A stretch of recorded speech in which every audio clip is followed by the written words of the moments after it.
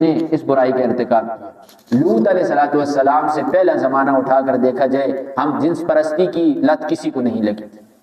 اس کام کو ایجاد کرنے والے ہم جنس پرستی کے کام کو یہ لوطی ہیں۔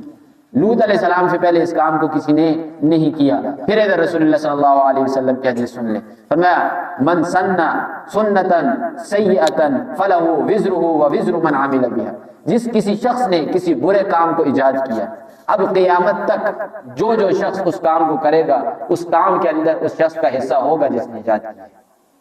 اور اسی طریقے سے فرمایا من سنّ سنتا حسنتا فلہ اجرہ واجر من عمل بہا، جس کسی نے نیکی کا کام ایجاد کیا، اچھائی کا کام ایجاد کیا، اس کے بعد مرتے دم سے لے کر قیامت تک جو کوئی اس بلائی کو کرے گا، نیکی کو کرے گا، یہ مرا ہوا ہوگا، آنکھیں اس کی بند ہوگی لیکن وہ ثواب سے پہنچتے رہے گا۔ تو انہوں نے بھی اس کام کو ایجاد کیا تھا۔ اتاتون ذکرانا من العالمین، جہاں والوں میں پہلے ہی تم ایسے لوگ ہو جنہوں نے اس کام کو ایجاد کیا، تم مردوں کے پاس آتے ہو۔ اور یہاں پر تو صرف اور صرف اس ایک فعل کا ذکر ہے، اور دوسری جگہ پر اللہ اور کھول کر فرماتے ہیں وَتَقْطَعُونَ السَّبِيلَ، یہ راستہ کاٹتے تھے، راستوں کے اندر بیٹھتے تھے، کوئی قافلہ آ جائے اس قافلے کو لوٹتے تھے۔ اور دوسری روایتوں کے اندر آتا ہے کہ پتھر مارتے،